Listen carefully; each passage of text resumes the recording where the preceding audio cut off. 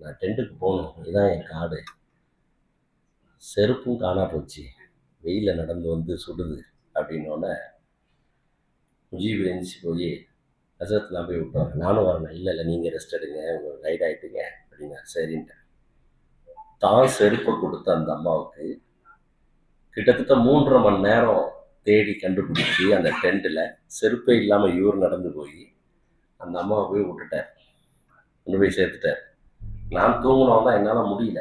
அதுக்கப்புறம் எந்திரிச்சு மகரிப்லாம் தொழுதுட்டு அப்புறம் ஹஜ்ஜு கன்டினியூ பண்ணிட்டு இருக்கோம். சென்னை ஏர்போர்ட்டுக்கு வர்றதுக்காக ஜித்தா ஏர்போர்ட்டில் நிற்கும் போது தான் சொல்கிறாரு, இல்லை மதீனாவுக்கு வந்த பிறகு தான் சொல்கிறாரு, செருப்பு வாங்கணும். என்ன ஆச்சு, ஏன் உங்கள் செருப்பு இருந்துச்சு?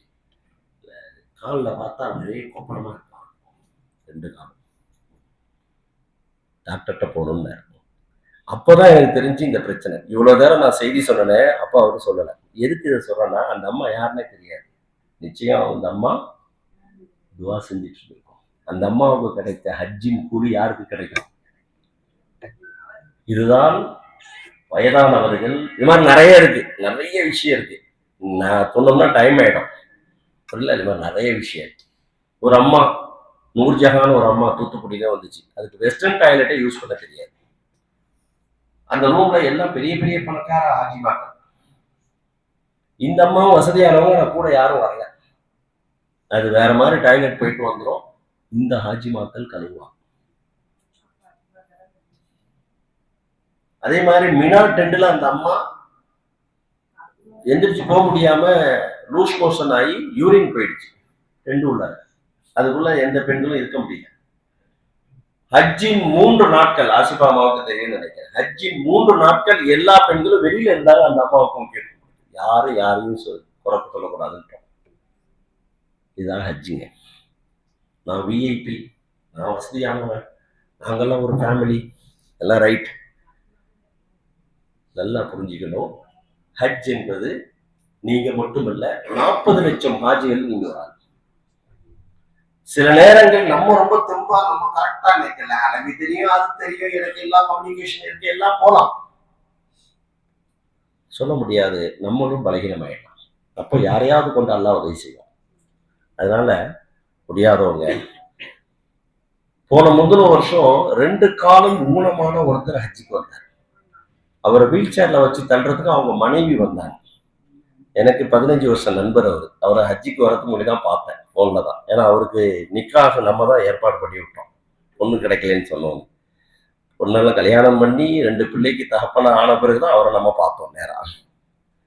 அந்த சகோதரர் வந்தார் வீல் சேர்ல.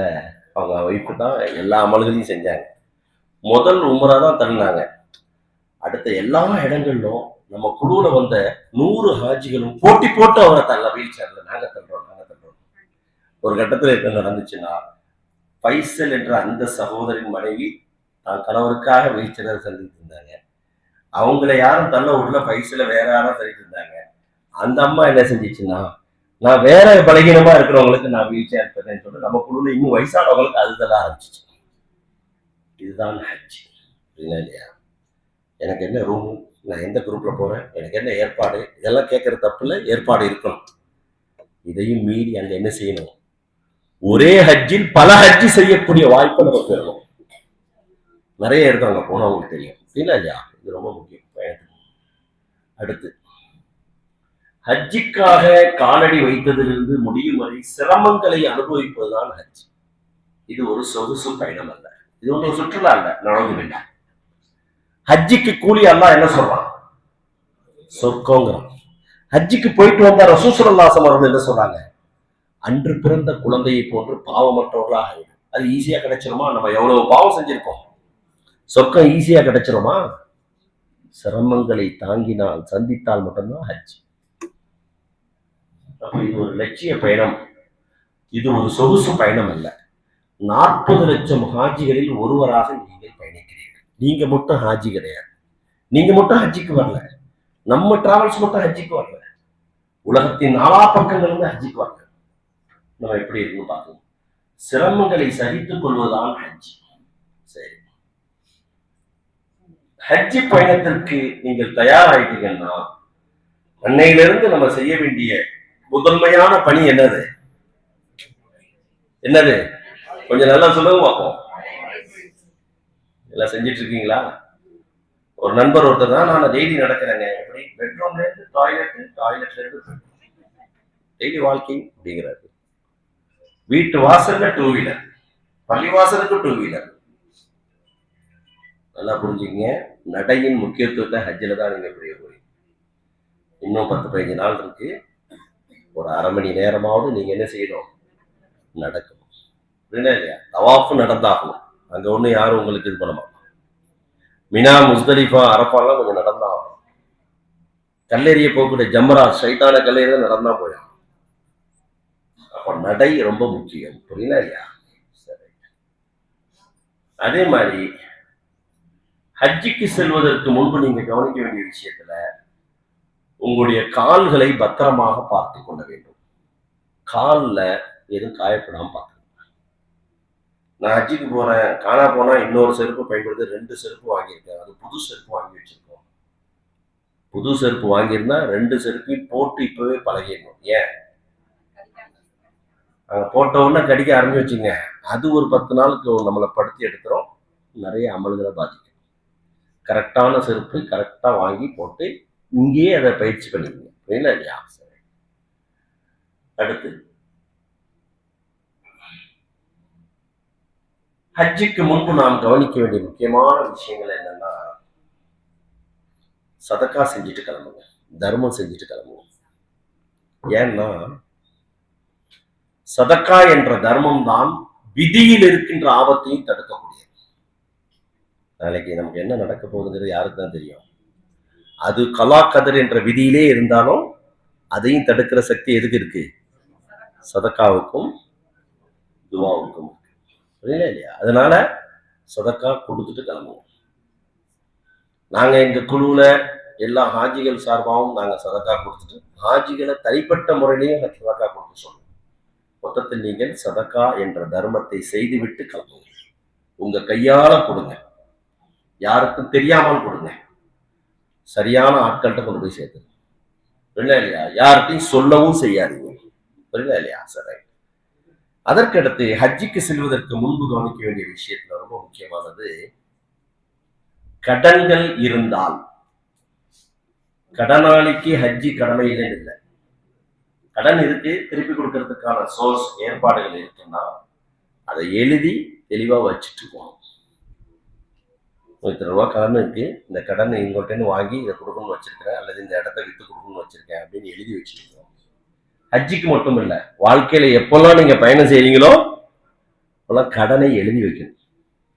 யார்கிட்ட கடன் வரணும்னா அதையும் எழுதி வச்சுட்டு போகணும். இல்லையா இல்லையா?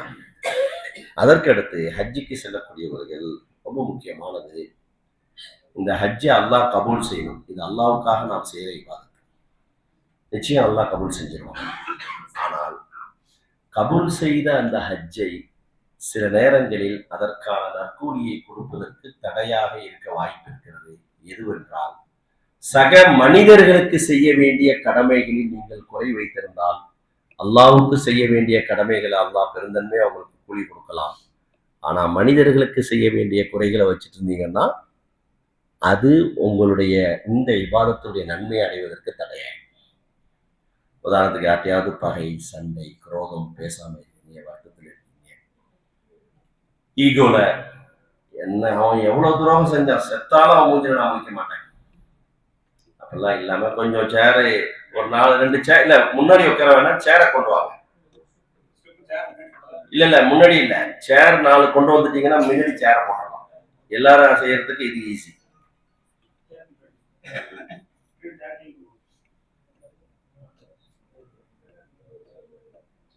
அப்போ இங்க ரொம்ப கவனிக்க வேண்டியது என்னன்னா, உறவுகள்ல யார்ட்டையாவது நீங்க சண்டை சச்சரவு, நண்பர்கள்ட்ட யாராவது குரல் குரோதங்கள், ஒண்ணு அவங்கள்ட்ட நீங்க மன்னிப்பு கேட்கறது கேட்டுருங்க.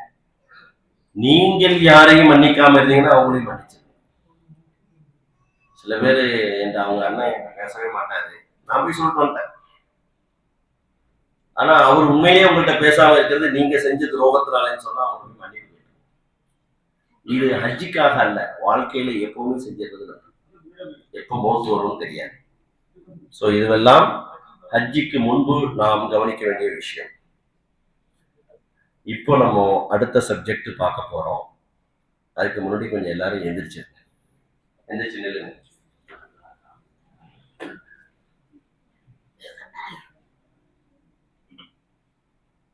உட்காரு.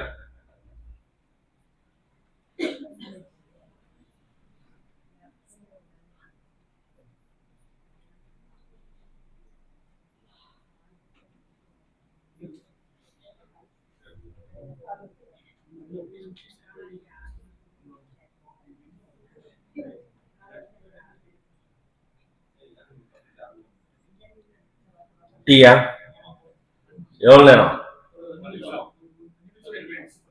டீ வந்துருச்சா? சரி, எங்க வந்திருக்கு? மேல இருக்கா கீழே இருக்காங்கிற?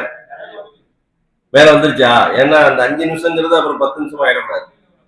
ரைட், 5 நிமிஷம் டீ பிரேக்கு. அது வரையும் அந்த பிரேக் விடுற வரையும் உங்களை நான் பிரேக் விடல.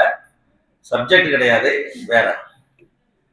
ஹஜ்ஜிக்கு முன்பு கவனிக்க வேண்டிய விஷயங்கள் என்னென்னு சொல்லுங்க பார்ப்போம். நம்ம பார்த்தத இஸ்திகாரா. وأذن في الناس بالحج يأتوك رجالا على كل ضامر يأتين من كل فج عميق. 4000 வருஷத்துக்கு முன்பு, சுமார் 4000 வருஷத்துக்கு முன்பு நபி இப்ராஹிம் அலைஹிஸ்ஸலாம் அவர்களும் இஸ்மாயில் அலைஹிஸ்ஸலாம் அவர்களும் கஅபத்துல்லாவில் இருக்கும் பொழுது மனித நடமாட்டம் இல்லாத புற்பூண்டுகள் நிறைந்த மரம் செடிகள் கொண்ட ஒரு காட்டு வனாந்தரமான மலைப்பாங்கான பாலைவனமாக மக்கா இருந்தது.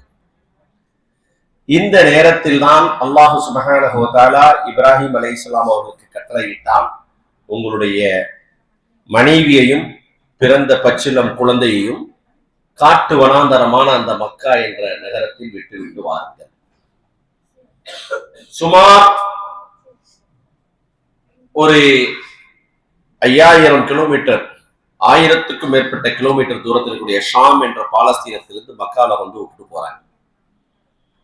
இஸ்மாயில் அலைஹிஸ்ஸலாம் இளமை பருவத்தை அடைந்த பிறகு மறுபடியும் இப்ராஹிம் அலைஹிஸ்ஸலாம் வர்றாங்க.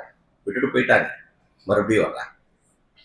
ஏன் வர்றாங்கன்னா அல்லாஹ் கட்டளையிடுறான், நீங்களும் உங்களுடைய மகனார் இஸ்மாயிலும் சேர்ந்து கஅபத்துல்லாவை புதுப்பியுங்கள், கட்டி எழுப்புங்கள். ஏற்கனவே இருந்துச்சு ஆதம் அலைஹிஸ்ஸலாம் காலகட்டத்திலேயே. நூஹ் அலைஹிஸ்ஸலாமுடைய காலகட்டத்தில் ஏற்பட்ட வெள்ள பிரளயத்தில் அது மூழ்கி சேதமடைஞ்சி தடம் தெரியாமல் போயிடுச்சு. அதனால இப்ராஹிம் அலைஹிஸ்ஸலாம் அவர்களையும் இஸ்மாயில் அலைஹிஸ்ஸலாம் 2 பேரும் கஅபாவை எழுப்புங்கள். 2 பேரும் கஅபாவை கட்டி எழுப்புறாங்க. கஅபா கட்டி முடிச்சாச்சு. இந்த வரலாறை இன்ஷா அல்லாஹ் மக்கால வச்சு தெளிவா பேசுவோம். அப்போ அல்லாஹ் கட்டளையிடுறான், பைத்துல்லாஹ் என்ற இந்த கஅபத்துல்லாவை ஹஜ்ஜி செய்வதற்கு மக்களுக்கு அழைப்பு கொடுங்கள் அப்படின்னு யார்கிட்ட சொல்றான்? நபி இப்ராஹிமே மக்களை ஹஜ்ஜிக்காக அழைப்பு கொடு. இப்ராஹிம் அலைஹிஸ்ஸலாமும் இஸ்மாயில் அலைஹிஸ்ஸலாமும் மனசுக்குள்ள நினைக்கிறாங்க, அதை கேட்கிறாங்க அல்லாஹ்ட்ட. ஒரு மனிதனும் இல்லை, நான் இருக்கேன், என் மனைவி ஹாஜிரா இருக்காங்க, என் மகன் இஸ்மாயில் இருக்கிறாங்க. மனிதர்களே இல்லை, காட்டு வனாந்தரமான பாலைவனம், மலைப்பாங்கான புற்பூண்டுகள் இருக்கின்ற இந்த இடத்துல, மனித நடமாட்டமே இல்லாத இடத்துல போய் நான் யாரை ஹஜ்ஜி கூப்பிடுறது? அதுக்கு அல்லாஹ் பதில் சொல்றான் அடுத்த வசனத்துல. அடுத்து يأتوك رجالا على كل ضامر يأتوك رجالا, நடந்தேனும் அல்லது மெலிந்த ஒட்டகத்தினேனும், يأتين من كل فج عميق, உலகின் 4 பக்கங்களிலிருந்தும் மக்களை கொண்டு வந்து சேர்ப்போம். மெலிந்த ஒட்டகத்திலேனும் நடந்தேனும் அப்படின்னா என்ன அர்த்தம்? எப்படியோ சிரமப்பட்டு, கொஞ்சம் காசு தான் இருக்கு, இன்னும் கொஞ்சம் தேவைப்படுது, யார்ட்டையோ கைமாத்தாவது வாங்கிட்டு, பிரைவேட்ல போக முடியல, ஹஜ்ஜிக்கு மட்டும் போறதுக்கு வழி இருக்கு, சரி அதுலயாவது போயிடுவோம், சிரமப்பட்டாவது போயிடுவோம். ஏற்கனவே டிகிரி மாதிரி எல்லாருக்கும் pressure, sugar, cholesterol. Mujibur Rahman Umari pressure, Mujibur Rahman Umari sugar, இப்படி எல்லாருக்கும் டிகிரி ஆயிடுச்சு போயிடலாம். புரியல இல்லையா? இப்படி பல நோய்கள், மூட்டு வலி, கால் வலி, தளர்வு, சோர்வு இதெல்லாம் இருந்தாலும் அலா குல்லி தாமிரின், மெலிந்த ஒட்டகம் அல்லாஹ் குர்ஆன்ல சொல்றான். என்ன அர்த்தம்? உடல் பலகீனமா இருந்தாலும், இளமையா இருந்தாலும், நோய் நொடி இன்னைக்குள்ள பாசையில சுகர், பிரஷர், கொலஸ்ட்ராலாக இருந்தாலும் அல்லாஹுடைய அழைப்பு வந்து விட்டால் அவர்கள் வந்து விடுவார்கள். நான் கொண்டு வந்து சேர்த்துறேன். யார்கிட்ட சொல்றாங்க? அல்லாஹ். இப்ப நீங்க 2026 ஆண்டு ஹிஜ்ரி 1447 ஆண்டு ஏப்ரல் மாதம் அல்லது மே மாதத்துக்கு நீங்கள் எல்லோரும் இப்பொழுது ஹஜ்ஜிக்கு புறப்படுகிறீர்கள். உங்களை யார் கூப்பிட்டா? எப்ப கூப்பிட்டான்? 4000 வருஷத்துக்கு முன்னாடி கூப்பிட்ட அழைப்பு 4000 வருடம் கழித்து 2026 வருடத்தில் அல்லாஹ் உங்களுடைய இதயத்திலும் உங்களுடைய செவியிலும் காதிலும் கொண்டு வந்து சேர்த்தான். இப்ப சொல்லுங்க, உங்களை ஹஜ்ஜிக்கு கூப்பிட்டது யார்? அழைத்தது யார்? அல்லாஹ் அழைத்தது. சில பேர் ஹஜ்ஜிக்கு போகணும்னு நியத்து வைக்கிறாங்க. நான் ஒரு வாய்ப்பு அமைய அப்படின்னா என்ன அர்த்தம்? அந்த அழைப்பு வந்து இன்னும் சேரலன்னு அர்த்தம். அதனாலதான் உலமாக்கள் சொல்லுவார்கள், மார்க்க அறிஞர்கள், ஹஜ்ஜிக்கு செல்கிறேன் என்று சொல்லாதீர்கள், அல்லாஹ் ஹஜ்ஜிக்கு அழைத்திருக்கிறான் என்று சொல்லுங்கள் அப்படின்னா. நான் ஹஜ்ஜிக்கு போறேங்க, அல்லாஹ் என்ன ஹஜ்ஜிக்கு இந்த வருஷம் தேர்வு செஞ்சிருக்கா, அதை அழைச்சிருக்கிறான் அப்படின்னு சொல்லுவாங்க. இதான் அந்த வருஷம். புரியுதா இல்லையா? சரி சரி. ஹஜ் என்றால் என்ன? ஹஜ்ஜுங்கிற அந்த வார்த்தைக்கு என்ன அர்த்தம்? ஹஜ் என்றால் நாட்டம், லட்சியம், நோக்கம், எய்ம், கோல், போக்கஸ். புரியுதா இல்லையா? ஹஜ் என்றால் நாட்டம், லட்சியம், நோக்கம் அப்படிங்கிற அர்த்தம் கொண்டது. அதனுடைய மார்க்க ரீதியான அர்த்தம் என்ன? புனிதமான இபாதத்து செய்வதற்காக குறிப்பிட்ட காலத்தில் மக்காவுக்கு செல்வதாகும் ஹஜ். புரியுதா இல்லையா? ஹஜ் என்றால் என்ன? புனிதமான இபாதத்தை செய்வதற்காக குறிப்பிட்ட காலகட்டத்தில் மக்காவுக்கு செல்வதாகும் ஹஜ். சரி. இஸ்லாத்தின் 5 கடமைகளில் ஒன்றாகும் இந்த ஹஜ். இஸ்லாத்தில் எல்லாரும் 5வது கடமைன்னு சொல்றோம், இறுதி கடமைன்னு சொல்றாங்க. கிடையாது, நல்லா புரிஞ்சுக்கணும். இஸ்லாத்தின் இறுதி கடமைகள்னால வயசுலாம் ஆகி பிள்ளையெல்லாம் கல்யாணம் பண்ணி கொடுத்து வீடு வாசல்லாம் கட்டி முடிச்சு வியாபாரம்லாம் முடிச்சுட்டு அப்புறம் ஹஜ்ஜிக்கு போகணும். தப்பு. ஹஜ்ஜி எப்போ உங்களுக்கு கடமையாக போயாகும்? இறுதி கடமை அல்ல, 5வது கடமை. அது வரிசையில 5வது. தொழு முடிச்சிடணும், நோன்பு வச்சிடணும், ஜக்காத்தெல்லாம் கொடுத்து அப்புறம் தான் ஹஜ்ஜிக்கு போகணும். அப்படி அல்ல. நீங்கள் ஜக்காத்து கொடுப்பதற்கு முன்பு, உங்களுடைய திருமணம் ஆகிறதுக்கு முன்பு உங்களுக்கு வசதியும் சக்தியும் இருக்குமானாலே ஹஜ்ஜிக்கு போயிட்டோம், பருவத்தை அடைந்து விட்டார். புரியல இல்லையா? அதனால ஹஜ்ஜிக்கு போறதுல பெரும்பாலும் இப்போ மாற்றம் வந்துருச்சு. நிறைய இளைஞர்கள் வர்றாங்க. ஒரு 50 வருஷத்துக்குள்ள யார் போவா? ரிட்டையர் ஆகிறவங்க போவார். ஊர்ல அதுவும் ஒரு மாவட்டத்துக்கு ஒருத்தர் தான் போவார் இல்லையா? அல்ஹம்துலில்லாஹ் இப்போ எல்லாரும் போறாங்க. மாஷா அல்லாஹ். சரி. ஹஜ் என்பது, ஹஜ்னா என்னன்னு தெரிஞ்சுக்கிட்டோம். ஹஜ்ஜுடைய வார்த்தைக்கு அர்த்தம் என்னன்னு தெரிஞ்சுக்கிட்டோம். ஹஜ்ஜின் நோக்கம், ஹஜ் கொள்கைக்காக பாசத்தை அர்ப்பணித்த வரலாறு. யார் பாசத்தை அர்ப்பணிச்சா? இஸ்மாயில் அலைஹிஸ்ஸலாம், ஹாஜரா அலைஹிஸ்ஸலாம். இல்லையா? பாசமான மனைவியையும் அன்பான கை குழந்தையும் அல்லாஹுக்காக அர்ப்பணித்தார்கள். இல்லையா? இதுதான் ஹஜ். நீங்க உங்களுடைய குடும்பத்தினர்கள், உங்களுடைய பிள்ளைகள், உங்களுடைய நெருங்கிய உறவுகள், உங்களுடைய சொந்த பந்தங்கள் எல்லாரையும் விட்டுட்டு நீங்க ஹஜ்ஜிக்கு போறீங்க. இப்ராஹிம் அலைஹிஸ்ஸலாம் அவர்கள் அல்லாஹுக்காக அப்படி விட்டுட்டு வந்தாங்க. அதனால இந்த ஹஜ். இல்லையா? சரி. தனி மனித வாழ்விலும், குடும்ப வாழ்விலும், சமூக வாழ்விலும் வெற்றி பயணமே ஹஜ் ஆகும். இப்ராஹிம் அலைஹிஸ்ஸலாம் அவருடைய வாழ்க்கையின் முன்மாதிரி தான் ஹஜ். இப்ராஹிம் அலைஹிஸ்ஸலாம் அவர்கள் எப்படி வாழ்ந்தார்கள்? அல் குர்ஆன் சொல்கிறது, வஇது பதலா இப்ராஹிம் ரப்பஹு பிகலிமாத்தின் ஃபஅதம்மஹுன்ன. இப்ராஹிம் அலைஹிஸ்ஸலாம் அவர்களை நாங்கள் எல்லா விதத்திலும் சோதித்தோம், அத்தனை சோதனைகளும் அவர்கள் வெற்றி பெற்றார்கள். தனி மனிதனாக ஷாம் பிரதேசத்தின் நம்ரூத் என்ற கொடுங்கோல் ஆட்சியாளனுக்கு எதிராக சிலை வணக்கத்தின் உச்சத்தில் இருந்த அந்த நம்ரூத் அந்த ஷாம் பிரதேச மக்களை கொடுமைப்படுத்திக் கொண்டிருந்த காலகட்டத்தில் அல்லாஹ் ஒருவன் தான் இறைவன் என்ற அடிப்படையில் மக்களை தானும் உறுதியாக இருந்து மக்களுக்கும் அந்த உண்மையான சத்தியத்தை சொல்லி அதனால் அவர்கள் நெருப்பு குண்டத்தில் தூக்கி வீசப்படுகின்ற ஒரு மாபெரும் தியாகத்திற்கு ஆளாகிய இப்ராஹிம் அலைஹிஸ்ஸலாமுடைய தனி மனித வாழ்க்கை அல்லாஹ் சொல்றான். குடும்ப வாழ்க்கை. தன்னுடைய பாசத்திற்குரிய மனைவியான ஹஜரா அலைஹிஸ்ஸலாம் தன்னுடைய அன்பிற்குரிய மகனான இஸ்மாயில் அலைஹிஸ்ஸலாம் அவர்களை அல்லாஹ்வுடைய பொருத்தத்திற்கு இணங்க தயார்படுத்தி வளர்த்தார்கள். அதற்காகவே அர்ப்பணித்தார்கள். குடும்ப வாழ்க்கை, சமூக வாழ்க்கை. அல் குர்ஆன் சொல்கிறது, இன்ன இப்ராஹிம கான உம்மத்தன் வாஹிதா, நிச்சயமாக இப்ராஹிம் அலைஹிஸ்ஸலாம் அவர்கள் உங்களுக்கு ஒரு சமுதாயத்தை போன்று நல்லா காட்டலாம். ஒரு சமூகம் எப்படி இருக்குங்கிறத யாருக்கு பார்த்துக்கணும்? அவ்வளவு முன்மாதிரி இப்ராஹிம் அலைஹிஸ்ஸலாம். இப்ப ஹஜ் என்றாலே யார் நமக்கு ஞாபகம் வரணும்? உங்களில் ஒவ்வொருவரும் இப்ராஹிம் அலைஹிஸ்ஸலாம் அவர்களை போன்று அல்லாஹ்வுடைய நம்பிக்கையில் அல்லாஹ்வுக்காக அல்லாஹ்வுடைய கட்டளைக்காக முழுமையாக அடிபணிந்து உங்கள் மனைவி, பிள்ளை, குடும்பம், கோத்திரம் அனைவரையும் அல்லாஹ்வுக்காகவே நாங்கள் கட்டுப்பட்டு வாழ்வோம், அல்லாஹ்வுக்காகவே நாங்கள் அடிபணிவோம் என்ற முழுமையான இஸ்லாமிய வாழ்வியலுக்கு, வாழ்க்கைக்கு நீங்கள் தயார்படுத்துவதான் ஹஜ். இப்போ ஹஜ் என்பது ஹஜ் செஞ்சு வந்து முடிச்சோம்னா ஹஜ் முடிஞ்சிருச்சுன்னு இல்லை. எப்போ ரிட்டர்ன் டிக்கெட் எல்லாருக்கும்? ஜூன் 29. இன்னும் ஹஜ்ஜை முடிச்சுட்டு எப்போ வர போறீங்க எல்லாரும்? சொல்லுங்க. வர மாதிரி ஐடியா இல்லையா ஊருக்கு? எப்போ வர போறீங்க? ஜூன் 29. ஹஜ்ஜி நீங்கள் ஜூன் 29 முடிப்பதல்ல ஹஜ். ஹஜ் எப்போ உங்களுக்கு முடியுதுன்னா நீங்கள் நாளை அல்லாஹ்வை சந்திக்கும் போதுதான் முடியும். ஹஜ் பயணம் எப்போ ஆரம்பிக்குதுன்னா இன்னையில இருந்து உங்களுக்கு ஆரம்பிக்கும். அப்ப ஹஜ் என்பது சில நாட்கள் நீங்க தங்கி இருந்து இபாதத் செய்து விட்டு மக்காவுக்கு போன, மதீனாவுக்கு போன, மீனாவுக்கு போன, அரபாவுக்கு போன, காபத்துல்லாஹ்க்கு போன, மஸ்ஜித் நபவிக்கு போன, அங்க அமல்லாம் செஞ்சுட்டு ஹஜ் முடிச்சிட்டாங்க. இந்த வருஷம் எப்ப முடியும்? அல்லாஹ் அந்த ஹஜ்ஜை ஏற்றுக்கொண்டான் என்பது எப்போதுதான் நமக்கு தெரியும், மறுமையில தெரியும்.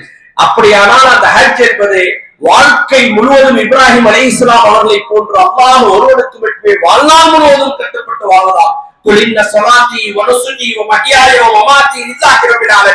நபியே நீங்கள் சொல்லுங்கள், இப்ராஹிம் அலைஹிஸ்ஸலாம் பார்த்து அல்லாஹ் சொல்றான், குலின்ன ஸலாத்தி, என்னுடைய தொழுகை, குலின்ன ஸலாத்தி வனுசுகி, என்னுடைய தியாகம், என்னுடைய வாழ்வு, என்னுடைய மரணம், இந்த அகிலங்கள் அனைத்தையும் படைத்த ரப்புல் ஆலமீனுக்கே என்று சொல்லுங்கள். இதற்காக தான் ஹஜ்ஜுக்கு போறோம்.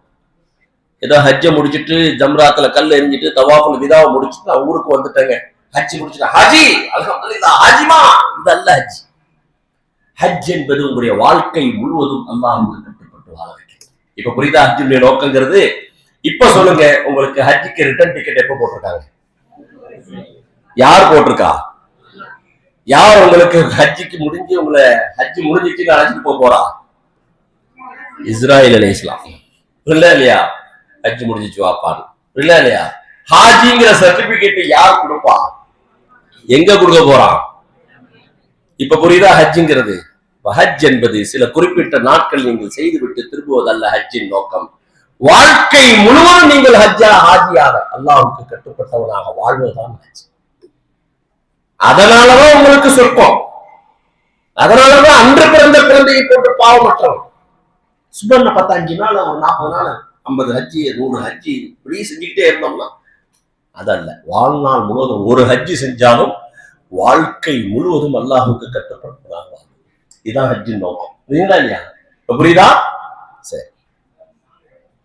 ஷஹாதத்து கலிமாவின் சாட்சி பயணம் தான் ஹஜ். அஷ்ஹது அல்லா இலாஹ இல்லல்லாஹ் வ அஷ்ஹது அன்ன முஹம்மதர் ரசூலுல்லாஹ் என்ற கலிமாவை நம்ம சொல்றோமே, சொன்னதுக்கு உண்மையான சாட்சி வாழ்நாள் முழுவதும் நான் அப்படி வாழ போறேன் அப்படிங்கிற சாட்சி பயணம் தான் எது? ஹஜ். மறுமையின் உன்னதமான சொர்க்கத்தை அடையும் மாபெரும் பாக்கியத்திற்குரிய பயணம் அல் ஹஜ்ஜுல் மக்.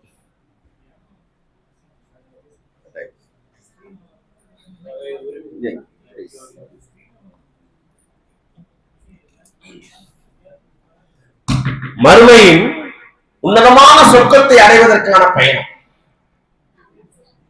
ஹஜ் செஞ்சுட்டா சொர்க்கங்கிறான். செஞ்சுட்டா சொர்க்கம்னா இனிமே சொர்க்கத்திற்கான வாழ்க்கையை வாழ போறாங்கிறதுனாலதான் சொர்க்கம். இன்னைக்கு ஹஜ்ஜுக்கு போயிட்டு வந்து கோவப்படுறோம், ஹஜ்ஜுக்கு போயிட்டு வந்து பொய் பேசுவோம், ஹஜ்ஜுக்கு போயிட்டு வந்து துரோகம் பண்றோம், ஹஜ்ஜுக்கு போயிட்டு வந்து புறம் பேசுவோம், ஹஜ்ஜுக்கு செஞ்சுட்டு வந்து பல பலவீனங்களுக்கு உட்படுகிறோம். அல்லாஹ் பாதுகாக்க. அப்ப ஹஜ் என்பது வாழ்க்கை முழுவதும் நீங்கள் அல்லாஹ்வுக்கு கட்டுப்பட்டு வாழ்றதால உங்களுக்கு சொர்க்கத்திற்கான பயணம். அல்லாஹ் இந்த வாய்ப்பை உங்களுக்கு இப்ப தந்திருக்கோம். புரியுதா இல்லையா? சரி, அடுத்து கியாமத் நாளின் ஒரு முன்னோட்டம் தான் ஹஜ். சொந்த பந்தங்களை விட்டு பிரித்து செல்லும் ஹஜ் பயணம் மறுமை வாழ்வினை நினைவூட்டும். எஹராம் கட்டுறோம், வெண்ணிற ஆடை எல்லாமே எதுவுமே இல்லாம வெறும் எஹராம், அல்லாஹ் அல்லாஹ் என்று தல்பியா சொல்லிக்கொண்டே போகிறோம். அங்கே இருக்கக்கூடிய கோடிக்கணக்கான மக்களுக்கு மத்தியிலே நாமும் ஒருவராக நிற்பதை போன்று மறுமையில் நாம் நிற்பதை போன்று மண்ணையிலிருந்து எழுப்பும் பொழுது எஹராம் கட்டியவர்கள் எழுப்பும் பொழுது கஃனிட்டவர்களை எழுப்பக்கூடிய காட்சிகளை அது காட்டும். அல்லாஹுக்கு மட்டும்தான் எனக்கு, அல்லாஹுக்கு உன்னை அனைவரும் சமம் என்ற ஒரு சமத்துவ சகோதரத்துவ மறுமையினுடைய மஹ்ஷர் மைதானத்தில் வெளிப்படையான அந்த காட்சியை நினைவுபடுத்தக்கூடியதான் எது? ஹஜ். அப்போ மறுமைக்கான பயணம், ஆகிரத்துக்கான பயணம். அடுத்து இஹ்ராம் தரித்த நிலையில் புழுதிகளும் தூசிகளும் படிந்த உடனுடன் நடமாடுவதும் மன்னரையிலிருந்து எழும்போது உள்ள நிலையை நினைவு. கபர்ல நம்மளை குளிப்பாட்டி கபலிட்டு தான் அனுப்பி வைக்கிறாங்க. ஆனா கியாமத்து நாள்ல நம்மளை எழுப்பும் போது அந்த கபரில் இருந்து நம்முடைய வெண்ணிற ஆடைகளோடு நாம் அந்த கபருக்குழியில் நம்மை அனுப்பி வைக்கப்பட்ட நாம் தூசிகளும் புழுதிகளும் நிறைந்த உடலாக நாம் எப்படி எழுவோமோ அதுபோன்று எஹ்ராமுடைய நாளில் அந்த 5 நாட்களில் தலைவிரி கோலம் தூசி வெண்ணிற ஆடை அல்லாஹு அக்பர் என்ற தக்பீரும் தல்பியாவும் சொல்வதெல்லாம் மன்னரையிலிருந்து மஹ்ஷர் மைதானத்திற்கு செல்கின்ற காட்சியை நினைவுபடுத்தக்கூடியது. எனவே ஹஜ் என்பது மறுமையோடு சம்பந்தப்பட்டது, சொர்க்கத்தோடு சம்பந்தப்பட்டது. வாழ்க்கை முழுவதும் அல்லாஹுக்கு கட்டுப்பட்டு வாழ வேண்டும் என்பதற்கான பயணம்தான் ஹஜ். அதனால ஹஜ்ஜுக்கு போயிட்டு திரும்பி வந்துட்டோம் அப்படிங்கிறது அல்ல. ஹஜ்ஜை செஞ்சிட்டோங்க இல்ல. வாழ்நாள் முழுவதும் ஒரு அல்லாஹுக்கு கட்டுப்பட்டு அடிபணிந்து அடிமையாக பயந்து வாழ்வதற்கு அல்லாஹ் இப்பொழுது என்னை இந்த நொடி தேர்வு செய்துவிட்டான். எனவே இந்த பயணம் இப்பொழுது ஆரம்பிக்கிறது, அது மௌத்து வரை முடிய போகிறது. இல்லையா? இந்த நோக்கத்தை நீங்க ஆரம்பா போகும். இதுதான் நோக்கம். சரி, அடுத்து அல்லாஹுக்காக நான் முற்றிலும் கட்டுப்பட்ட ஒரு அடியானாக மாறிவிட்டு அதற்கு அனைத்தையும் தியாகம் செய்வேன் என்ற மனப்பக்குவத்தை வழங்குவதுதான் ஹஜ்ஜின் ஹிக்மத். ஹஜ்ஜின் நோக்கம் என்ன? அல்லாஹுக்காக நான் முற்றிலும் கட்டுப்பட்டு வாழ ஆரம்பித்தேன். அவனுக்கு முற்றிலும் நான் அடிபணிந்து விட்டேன். அவனுக்கு நான் முற்றிலும் அடிபணிந்து கொண்டே இருப்பேன். அவனுக்காக நான் அனைத்தையும் தியாகம் செய்து கொண்டே இருப்பேன் என்று வாழ்நாள் முழுவதும் என்னை மாற்றி அமைத்துக் கொள்வதுதான் ஹஜ்ஜின் நோக்கம். இல்லையா? அந்த 40 நாள் மட்டும் பக்குவமா இருப்பதல்ல, போற வரையும் ஹஜ்ஜில பக்குவமா இருப்பதல்ல. நான் நிறைய ஹஜ்ஜில் அனுபவப்பட்டிருக்கேன். ஹஜ்ஜி முடிகிற வரையும் ரொம்ப அமைதியா பொறுமையா இருப்பாங்க. ஹஜ்ஜி அரப்பா போகணும், ஹஜ்ஜிக்கு போகணும் எல்லாம். ஹஜ்ஜி முடிஞ்சு மொட்டை அடிச்சு எஹ்ராம்ல இருந்து வெளியே வந்தோட பார்த்தா உண்மையான சுயரூபங்கள்லாம் அப்ப வரும். கேட்டா ஹஜ்ஜை முடிச்சுட்டோம், கோபம் வரும், எல்லாம் வரும். சைத்தான் ஹஜ்ஜி முடிக்கிற வரையும் அமைதியா இருக்கும். ஹஜ்ஜை முடிச்ச பிறகு சைத்தான் என்ன வருவான்? பெரிய ஹாஜிப்பா, ஹஜ்ஜியே முடிச்சு அரப்பாவே முடிச்சுட்டப்பா, நீ எஹ்ராம்ல விட்டு வெளியே வந்துட்டப்பா. அதான் ஒரு ஹாஜி கோவப்பட்டு மினால சண்டை 10 வருஷத்துக்கு முன்னாடி. அல்லாஹ் பாதுகாக்கணும், அல்லாஹ் அவரை மன்னிக்கிறது. எஹ்ராம பிடிச்சிட்டு சண்டை. எதுக்கு சண்டை? அப்பளத்துக்கு சண்டை, வெறும் அப்பளத்துக்கு சண்டை. மிகைப்படுத்தினாங்க. அந்த ரெண்டுல இருந்தோம். சொல்றாரு, நான் எப்படிப்பட்ட ஆள் தெரியுமா? உன்னோட பணக்காரன் தான் நான் அப்படின்னு. காரணம், பரிதாபம், சங்கடம் என்னவென்றால் ஹஜ்ஜின் நோக்கத்தை தெரியாமல் அவர்களுக்கு சொல்லப்படலாம். அதனாலதான் இந்த வகுப்பு, இது பயான் அல்ல, வகுப்பு. புரியுதா ஹஜ் என்பது என்னங்கிறது? மொத்தத்தில் மாபெரும் மாற்றத்திற்கான ஒரு லட்சிய பயணம் தான் ஹஜ். இன்னையிலிருந்து உங்களை மாற்றிக்கணும். கோபம் இருந்தால் மாற்றிக்கணும், பொய் பேசும் பழக்கம் இருந்தால் மாற்றிக்கணும், புறம் பேசும் பழக்கம் இருந்தால் மாற்றிக்கணும், பார்வையை மேய விடுற பழக்கம் இருந்தால் மாற்றிக்கணும், தனிமையில் தவறு செய்கின்ற நிலை இருந்தால் மாற்றிக்கணும். இது என்னென்ன அல்லாஹ்வுக்கு மாற்றமான குறைகள், குற்றங்கள், தவறுகள், பலகீனங்கள், பாவங்கள் உங்களுடைய லைஃப்ல இருக்கோ அவரவர்களுக்கு தெரியும். நான் என்ன குறை செய்து கொண்டிருக்கிறேன் என்று எனக்கும் என்னுடைய ரப்புக்கு மட்டும் தான் தெரியும். இதை உணர்ந்து நான் இனிமேல் என் வாழ்க்கையில் அந்த தவறுகள், அந்த குறைகள், அந்த பாவங்கள் என் வாழ்நாள் முழுவதும் வராமல் இருக்க வேண்டும் என்ற ஒரு அடிப்படையில் நான் என்னை முழுமையாக மாற்றிக்கொள்வதுதான் ஹஜ். ஹஜ் முடிஞ்ச ஒண்ணு வச்சுக்கிறேன்டாயிரா, ஊருக்கு போய் வச்சுக்கிறேன்டாயிரா. சில பேர், நீ ஊருக்கு ஒருவல்ல இருக்கிறது பாத்துக்கிறாங்க. என்ன கம்பெனி நடத்திருக்க நீங்க? இங்க எல்லாம் ஓகே தான், நான் பொறுமையா இருக்கிறேன், ஹஜ்ஜி மக்காவுக்கு வந்தாலும் பொறுமையா இருக்கிறேன். அப்படி அல்ல, புரியல இல்லையா? ஒரு கால் உங்களுக்கு வாக்குறுதி கொடுத்தது அடிப்படையில் அவங்க ஏதோ குறை செய்யறாங்கன்னா அவர்களை எல்லாம் மன்னிக்கணும், துவா செய்வோம், அதே நேரத்தில் அவர்களை சுட்டி காட்டணும். அதனால அவர்கள்ட்ட ஒரு பெரும் பகைமையால் நம்முடைய ஹஜ்ஜை பாழாக்கிடக்கூடாது. ரொம்ப முக்கியம் அதெல்லாம். சரி, ஆக மொத்தத்தில் மாபெரும் மாற்றத்திற்கான ஒரு லட்சிய பயணம் தான் ஹஜ். ஆனால் இன்று ஹஜ் லட்சங்களின் பயணமா, லட்சியங்களின் பயணமா? என்ன எழுதியிருக்கு கடைசியில படிங்க. லட்சங்களின் பயணமா, லட்சியங்களின் பயணமா? இப்ப திருப்பி கேட்கிறேன், நான் சில லட்சத்தை கொடுத்து ஹஜ்ஜிக்கு போகிறேனா, சில லட்சியங்களோடு நான் ஹஜ்ஜிக்கு போகிறேனா? சொல்லுங்க.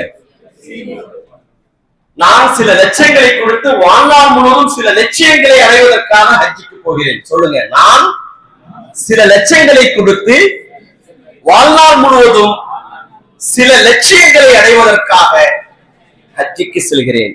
இன்ஷா அல்லாஹ், அல்லாஹ் கபூல் செய்வான். கபூல் செய்தானா இல்லையா என்பதை நாளை மறுமையிலே நானும் நீங்களும் எல்லோரும் மாஹ்ஷர் பெருவெளியிலே நிற்கும் பொழுது சந்தோஷப்பட்டு அல்லாஹ் நம்மை ஜன்னத்துல் ஃபிர்தௌஸ் என்ற உயர்ந்த சொர்க்கத்தில் செல்லுகின்ற ஹஜ்ஜாக அல்லாஹ் கபூல் செய்வானா. இப்ப ஹஜ்ஜின் நோக்கம் தெரிஞ்சிச்சு. இப்போ நம்ம பார்க்கக்கூடியது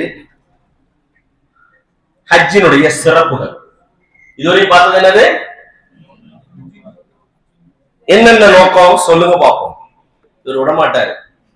நீட் எக்ஸாமை விட நம்ம நீட்டா கேள்வி கேட்கிறோம். கரெக்டா பதில் சொல்லுங்க. யார் யார் முடிச்சுக்கிட்டே தூங்குறாங்கன்னு தெரிஞ்சிடும். ஹஜ் கொள்கைக்காக பாசத்தை அர்ப்பணித்த வரலாறு. மாஷா அல்லாஹ். தனிமனித வாழ்விலும் குடும்ப வாழ்விலும் சமூக வாழ்விலும் ஒரு பெரும் மாற்றத்திற்குரிய வாழ்க்கை. வேற 4000 வருடங்களுக்கு முன்பு கொடுக்கப்பட்ட அழைப்பு இது. வேற ஷஹாதத்து கலிமாவின் சாட்சி பயணம். இந்த பக்கம் எல்லாரும் ஹஜ்ஜிக்கு போறீங்களா? கை தூக்குங்க பார்ப்போம். கொஞ்சம் தூக்குங்களேன். இங்கெல்லாம் யார் ஹஜ்ஜிக்கு போறீங்கன்னு தூக்குங்க. அல்ஹம்துலில்லாஹ். ஏன் பதில் வரல? சரி, அடுத்து என்ன? இங்க வேண்டாம், இங்க. நாளை மறுமையில் அல்லாஹ் மாஹ்ஷர் மைதானத்தில் விசாரிக்கும் வரை ஹஜ்ஜி தொடர்கிறது. சரி, ரொம்ப கவனமா கவனிக்கணும். ஏன் இதை திருப்பி சொல்றேன்னா, சொல்ல தெரியாதவங்க எல்லாம் கவனிக்கலன்னு அர்த்தம் இல்ல, திரும்ப மனசுல பதியும். அதுக்காக தான். அதனால நாங்க பதில் சொல்லல, அதனால அதுல தப்பா பரவாயில்லை. கண்டிப்பா தூங்க விட மாட்டோம். நம்மளோட வந்தீங்கன்னா கண்டிப்பா பெண்டை கட்டுவோம் நாங்க. அதனால அது ஏன்னா வாழ்நாள்ல உங்களுக்கு கிடைக்கிற ஒரு பெரிய வாய்ப்பு இருக்கு. அல்ஹம்துலில்லாஹ் நமக்கு பல வருஷம் அல்லாஹ் தர்றான், இன்னமும் தருவான், தொடர்ந்து தருவான் இன்ஷா அல்லாஹ் மௌத்து ஹயாத் இருக்கிற வரையும். சரி, அல்ஹம்துலில்லாஹ். ஹஜ்ஜின் சிறப்புகள் ரசூல் ஸல்லல்லாஹு அலைஹி வஸல்லம் சொல்றார்கள், அல்-உம்ரத்து இலல் உம்ரா கஃபாரத்துன் லிமா பைனஹுமா அல்-ஹஜ்ஜுல் மப்ரூர் லைஸ லஹு ஜஸாஉன் இல்லல் ஜன்னah. அங்கீகரிக்கப்பட்ட நன்மைகள் நிறைந்த ஹஜ்ஜிக்கு சொர்க்கம் தான் கூலி. இது முதல் சிறப்புங்க. சொர்க்கம் கேரண்டி ஹஜ்ஜி செஞ்சா. அப்படின்னா ரிட்டர்ன் டிக்கெட் போட்டு மெட்ராஸ்ல வந்து இறங்கினோன்னு சொர்க்கம் கன்ஃபார்ம். அப்படியா? நீங்கள் ஹஜ்ஜிக்கு சென்று காணடி இந்த நொடியிலிருந்து நீங்கள் மௌத்து வரை உங்களுடைய வாழ்க்கை ஹஜ்ஜில் பெற்ற ஈமானிய உறுதியை, பாடத்தை, படிப்பினத்தை, இறையச்சத்தை, ஒழுங்கை, ஒழுக்கத்தை, கட்டுப்பாட்டை மௌத்து வரை நீங்கள் கடைபிடிக்கும் போது என்ன கிடைச்சிடும்? இன்ஷா அல்லாஹ். அடுத்து அல்லாஹ்வை நெருங்க சிறந்த அமல். ரசூல் ஸல்லல்லாஹு அலைஹி வஸல்லம் ஒரு அல்லாஹ்வை நெருங்கணும்னு சொன்னா அதுக்கு ஒரே அமல் எது? இது ஹஜ்ஜுடைய இன்னொரு சிறப்பு. ஜிஹாதை விட சிறந்த அமல் அல்லாஹ்வின் பாதையிலே போர் செய்வதை விட. ஆயிஷா ரலியல்லாஹு அன்ஹா கேட்கிறாங்க, ஆண்களுக்குத்தானே போர் ஜிஹாது கடமை, பெண்களாகிய எங்களுக்கு அது கடமை இல்லையே, நாங்க அந்த ஜிஹாதுடைய கூலியை அடையிறது எப்படி? அப்ப ரசூல் ஸல்லல்லாஹு அலைஹி வஸல்லம் சொன்னாங்க, பெண்களின் ஜிஹாத் ஹஜ் அப்படிங்கிறாங்க ஆயிஷா ரலியல்லாஹு அன்ஹா. அப்போ ஆயிஷா ரலியல்லாஹு அன்ஹா என்னைக்கு இந்த ஹஜ்ஜை கேட்டு இந்த ஹதீஸை கேட்டாங்களோ அன்னையிலிருந்து மௌத்தாகிற வரை வருஷம் வருஷம் ஹஜ்ஜுக்கு போனாங்க. வருஷம் வருஷம் ஹஜ்ஜுக்கு போனாங்க. இங்க வந்திருக்க தாய்மார்களுக்கும் அனைவருக்கும் திரும்ப திரும்ப ஹஜ்ஜி செய்யக்கூடிய வாக்கியத்தை அல்லாஹ் தரான். அடுத்து அல்லாஹ்வின் விருந்தாளி. இந்த உலகத்துல தொழுகையாளிகளுக்கு கூட அல்லாஹ்வின் விருந்தாளி அல்லாஹ் சொல்லல. அது வேற கிரேட், இன்னும் அந்தஸ்து வேற. நோன்பாளிகளுக்கு அல்லாஹ்வின் விருந்தாளி அல்லாஹ் சொல்லல. ரெண்டே பேர்களுக்கு தான் அல்லாஹ் சொல்லியிருக்கான். 3 பேருக்கு. ஒன்று அல் ஹாஜ் வல் உம்ரா, அல் உம்ரா சாரி அல் காஸி ஃபீ சபீலில்லாஹ் வல் ஹாஜ் வல் முஅத்தமர் வகத் வஃதுல்லாஹ் வஃதுல்லாஹ் அல் ஹாஜ் வல் முஅத்தமர் வல் காஸி வஃதுல்லாஹ். ஹஜ்ஜுக்கு செல்லக்கூடிய ஹாஜி, உம்ரா செய்யக்கூடியவர்கள், போர்க்களத்தில் இருக்கக்கூடிய போராளிகள் அல்லாஹ்வின் விருந்தாளிகள். உங்க வீட்டுக்கு நாங்க விருந்துக்கு வந்தா என்ன செய்வீங்க? பை சொல்லிட்டு வாங்க, பை சொல்லாமல வந்துடாதீங்க. என்ன செய்வீங்க? உபசரிப்போம். சரி, மக்காவுக்கு போறோம், மந்தி சாப்பாடுலாம் அங்க நல்ல ஃபேமஸ் தான். அல்பைக் சிக்கன் ரொம்ப ஃபேமஸ் சொன்னாங்க. அல்லாஹ் நம்மை அல்லாஹ்வின் விருந்தாளியாக தேர்ந்தெடுக்கிறான் என்றால் அங்கே என்ன விருந்து நமக்கு கொடுக்க போகிறான்? ரசூல் ஸல்லல்லாஹு அலைஹி வஸல்லம் சொல்றாங்க, இதா தாஹு ஃபலஸ்தஜீபு லஹு. நீங்க துஆ கேட்டீங்க, அல்லாஹ் உங்க துஆ கபூல் செய்யறான். எல்லாரும் ஹஜ்ஜுக்கு போறோம்ல, ஹஜ்ஜுக்கு போறோம்னு சொன்னோடனே அடுத்த நிமிஷம் சொல்றவங்கள்ட்ட என்ன சொல்லுவாங்க? ஒரு 5 கிலோ அஜுவா பேரிச்சம்பழம் வாங்கிட்டு வாங்க, ஒரு தொப்பி கொஞ்சம் வாங்கிட்டு வாங்கல, அங்க அந்த முசல்லா நல்லா இருக்குங்கிறாங்க. அதெல்லாம் கேட்கிறாங்களா? அதெல்லாம் வாங்கிட்டு போவோம், எல்லாரும் மேலே வாங்கிட்டு போவோம், தப்பு இல்லை. ஆனால் அவங்க என்ன கேட்கிறாங்க உங்கள்கிட்ட? ஏன்? அல்லாஹ்வின் விருந்தாளி உங்க துஆ கபூல் ஆகும். புரியுதா இல்லையா? அப்போ அல்லாஹ் கொடுத்த மிகப்பெரிய சிறப்பு. இரண்டாவது ட்ரீட், இரண்டாவது விருந்து என்னன்னா அல்லாஹ்வின் விருந்தாளி. பாவ மன்னிப்பு தேடினால் அல்லாஹ் மன்னிக்கிறீங்களா? இந்த 2 தாங்க உலகம். தேவைக்கு அல்லாஹ்ட்ட கேட்கிறதும், ஏற்கனவே தவறு செய்யறதுக்கு அல்லாஹ் மன்னிக்கிறார். இந்த 2 கிடைச்சா போதும் இந்த உலகத்துல. மாஷா அல்லாஹ், சுப்ஹானல்லாஹ். இது பெரிய பாக்கியம். அடுத்து, முற்றிலும் பாவங்கள் மன்னிக்கப்படக்கூடியதான் ஹஜ். வமன் ஹஜ்ஜ லில்லாஹ் ஃபலம் யஃபுஸ் வலம் யஃசுக் ரஜா கவரம் விவலதத்துஹும். யார் பாவங்கள் இல்லாத, பொய் இல்லாத, விவாதங்கள், தர்க்கம் இல்லாத, பெரும் குற்றங்கள் இல்லாத யார் ஹஜ்ஜை நிறைவேற்றுகிறார்களோ அவர்கள் அன்று பிறந்த குழந்தையாக திரும்பி வருவார். ஆனா இருக்கிறது ரொம்ப டஃப். அங்க 1500 பேருக்கு முன்னால ஒரு டாய்லெட் இருக்கும். ஆத்திரத்தை அடக்கினாலும் அடக்கிடலாம், இங்க எல்லாத்தையும் அடக்கி ஆகலாம். ஹஜ்ஜில் நம்ம பாட்டுக்கு 1/2 மணி நேரத்துக்கு ஓடி போய் நிற்போம். திடீர்னு ஒரு அம்மா ஓடி வரும், ஒரு பாகிஸ்தானி ஓடி வந்து சர்வன்னு உள்ள போயிடுவார். வரும் கோவம் நமக்கு. ஆனா என்ன? சண்டையிடக்கூடாது, பாவம் செய்யக்கூடாது, குற்றம் செய்யக்கூடாது. சரியான சோதனைக்குரிய இடம். மீனா ட்ரெண்ட்ல ஒரு இடத்துல நல்லா கூட காத்தடிக்கும், வேகமா ஓடி போய் ஒருத்தர் அதுக்கு நேரா படுத்திருக்காரு, யாருக்கும் கொடுக்க மாட்டாரு. ஒரு ஹாஜி பாத்ரூம்லாம் போயிட்டு அப்படி கலந்து வந்து சரி கொஞ்ச நேரம் இங்க உட்காந்து அப்புறம் போய் நம்ம இடத்துல படுப்போம். அது எதிரிங்க எதிரிங்க ஏன் இடத்துல வந்து படுத்திருக்கீங்க? அதெல்லாம் ஆரம்பிக்கிறோம். ஒரு ஹாஜியின் தலையை அவர் கால் மேல் படும். சில பேர் கொரட்டையிலே எல்லா விவாதத்தையும் பண்ணிடுவாங்க. ஒரு சில பேர் மௌத்தான மாதிரியே படுத்து கிடப்பாங்க. சிலர் எப்ப பார்த்தாலும் அங்கிங்க ஓடிட்டு இருப்பாங்க. இது எல்லாம் அனுசரிக்கிறதுதான் ஹஜ். பயங்கர சேலஞ்சு. ஒருத்தர் தனியா இருக்கும்போது பொறுமையா இருந்துடலாம், சக மனிதர்களோடு இருக்கும்போது அப்பதான் தெரியும் அவர் பொறுமையா இருக்காரு. ஹஜ்ஜில நாங்க ரூம் போட்டோம் ஹாஜிகளுக்கு. அந்த ரூம்ல என்ன ஆயிடுச்சுன்னா, கொரட்டை விடுறவங்க சேர்ந்து டிஃபால்ட்டா ஒண்ணு சேர்ந்துட்டாங்க. 6666 கார் யாரு காரு கொஞ்சம் வழியில நிக்குது, அது கொஞ்சம்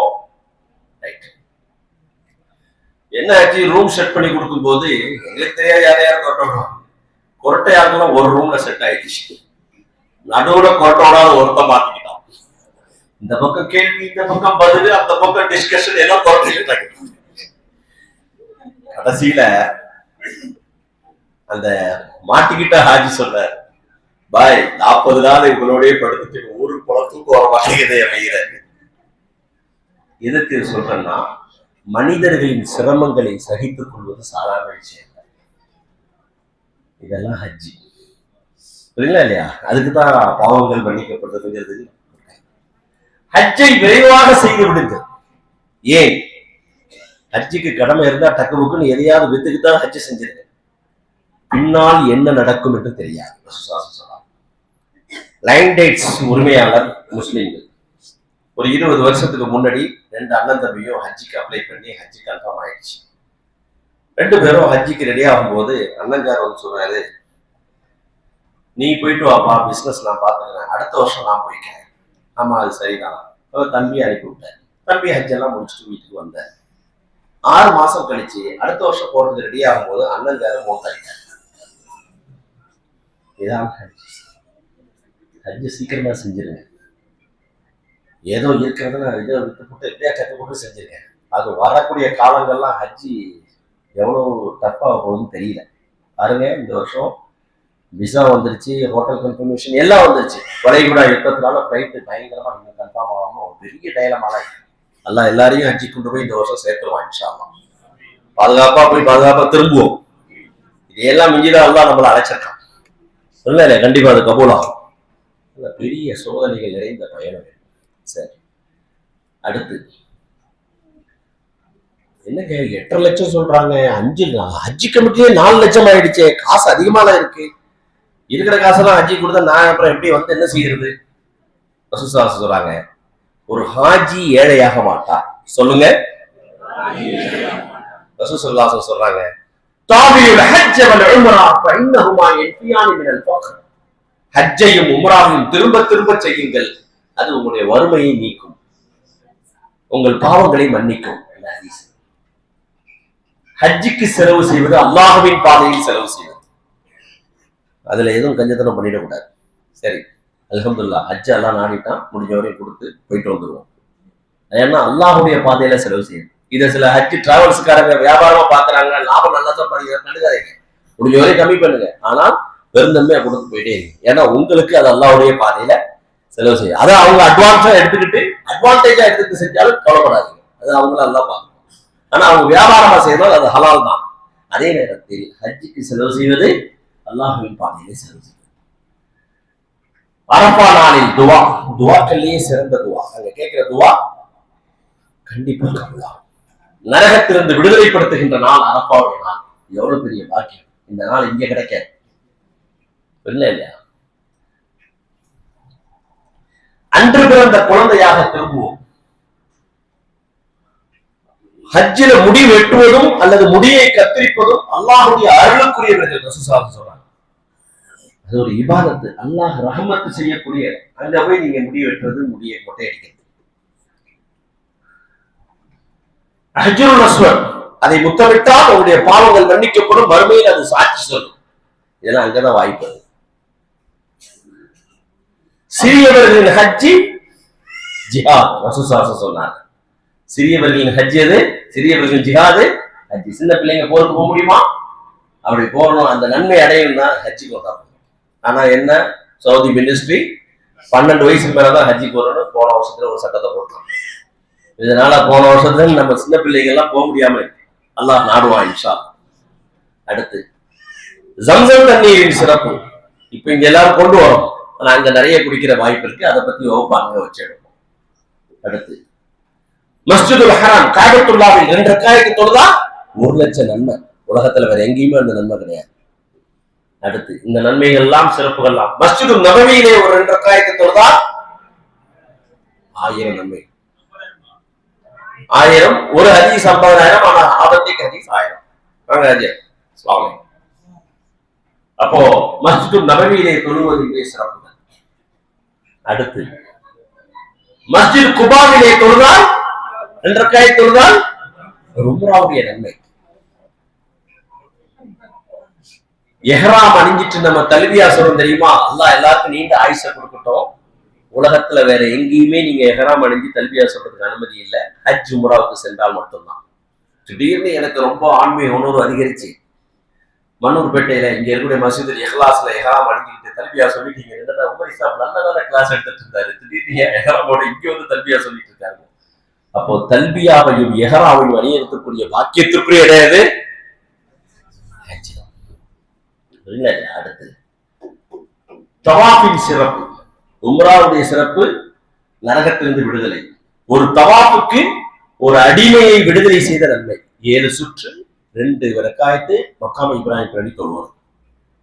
ஒரு அடிமையை யார் இந்த உலகத்தில் விடுதலை செய்கிறார்களோ அவர்களை அல்லாஹ் நாளை மறுமையில் நரகத்திலிருந்து விடுதலை செய்கிறார். ஒரு தவாப். உலகத்துல காபத்துல்லா தவிர எங்கேயும் தவாப் செய்ய அனுமதி இருக்கா? இதோட ஹஜ்ஜின் சிறப்புகளும் நோக்கங்களும் முடிஞ்சது. இப்போ நம்ம பார்க்கக்கூடியது ஹஜ்ஜி எப்படி செய்யணும். ஹஜ்ரத் இத சொல்லுங்க ஹஜ்ரத். முதல்ல இந்த நோக்கம் சிறப்பு இதெல்லாம் இருக்கட்டும், ஹஜ்ஜி எப்படி செய்யறதுக்கு ரொம்ப ஈஸி, ஹஜ்ஜி ஏன் செய்யறதுன்னு தான் ரொம்ப சிரமம். அதனாலதான் இவ்வளவு நேரம் டைம் எடுக்கும். ஓகே, எல்லாரும் ஒரு நிமிஷம் எந்திரிக்கலாமா? உட்காரு. ஜஸாக்கல்லாஹ்.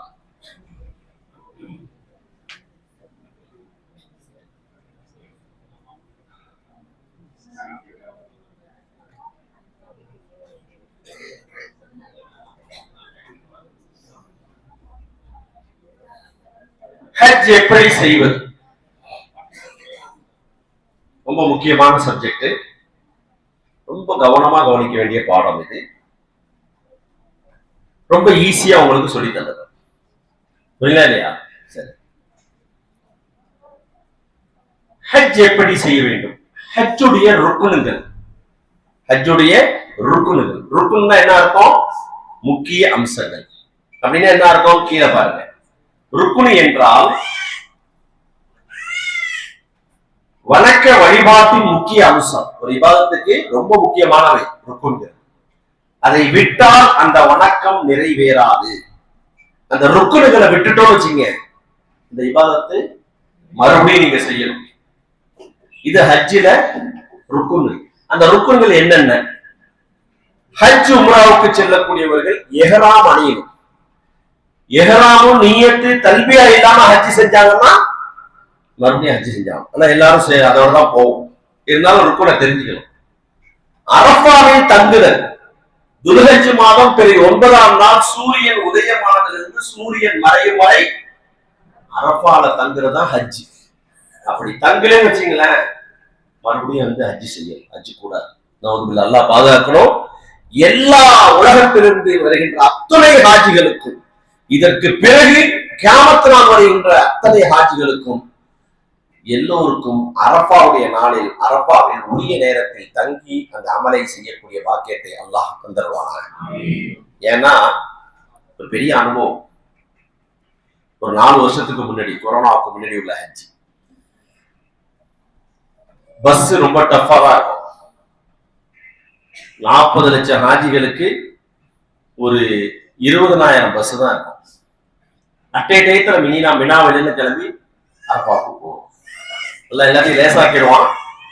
இருந்தாலும் ஒரு அனுபவத்தை சொல்றேன். நாங்க 50 ஹாஜி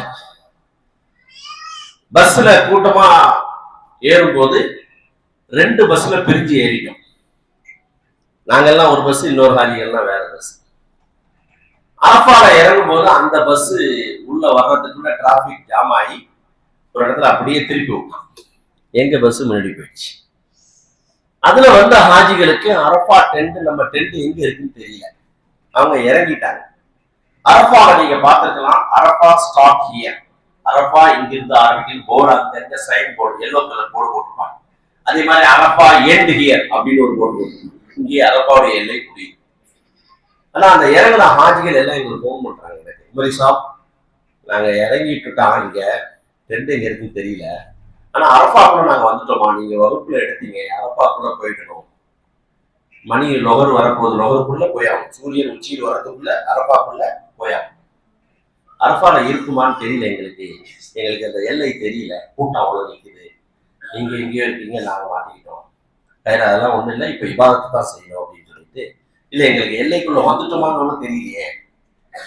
ஒண்ணும் இல்லை, போலீஸ்ட பக்கத்துல போலீஸ்ட ஃபாலோ பண்ணுங்க, அங்கே உள்ள மிலிட்ரி போலீஸ்காரர்கிட்ட ஃபாலோ பண்ணிட்டாங்க.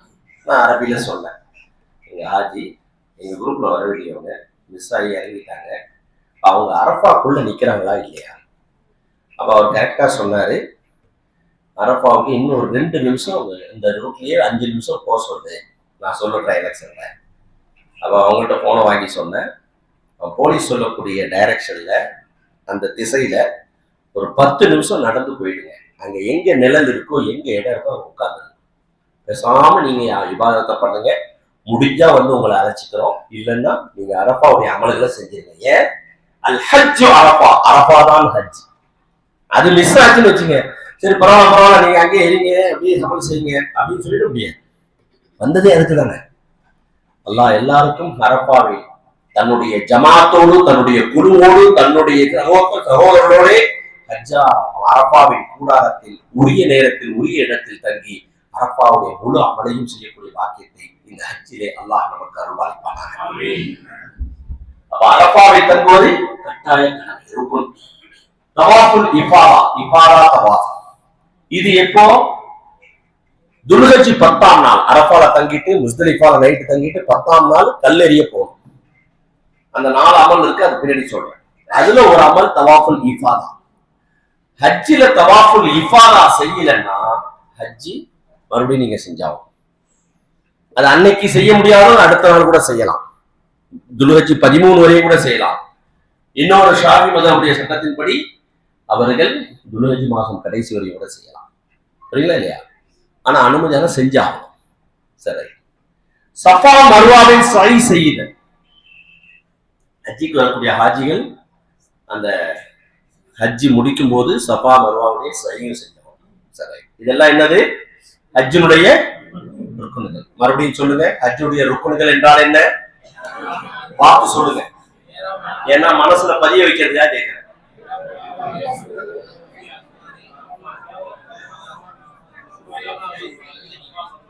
ருக்குனி என்றால் என்ன அப்படின்னா, அந்த வணக்க வழிபாட்டின் முக்கியமான அம்சம், அதை செய்யாமல் விட்டு விட்டால் கூடாது, மறுபடியும் செய்யும். அதான் ருக்குனுடைய விளக்கம். புரியலையா? இப்போ வாஜிபுகள், ஹஜ்ஜினுடைய வாஜிபுகள்.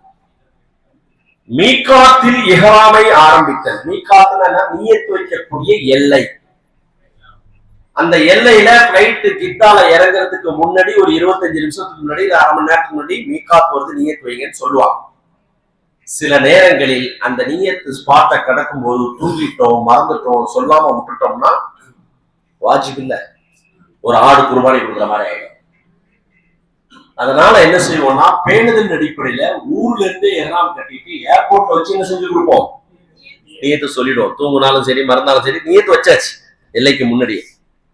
அதனால மீகாத் என்ற எல்லையில் எஹ்ராமை ஆரம்பித்தார். அப்படின்னா நியத்து வைத்து எஹ்ராமோட இருக்கிறோம் தல்பியாவோ ஆரம்பித்தார்.